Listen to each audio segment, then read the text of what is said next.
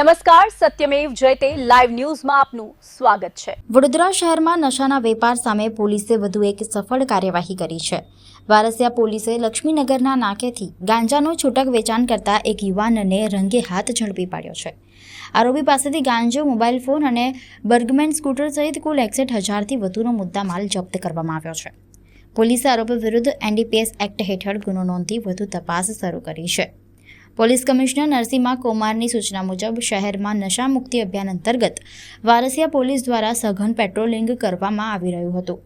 તે દરમિયાન બાતમીના આધારે લક્ષ્મીનગર વારસિયા રિંગ રોડ વિસ્તારમાં દરોડો પાડવામાં આવ્યો હતો।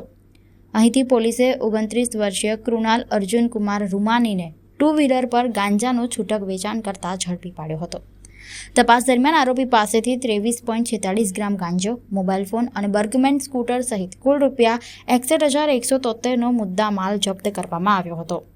વારસિયા પોલીસે આરોપી સામે NDPS એક્ટ હેઠળ ગુનો નોંધી સમગ્ર નેટવર્ક અંગે વધુ તપાસ હાથ ધરી છે।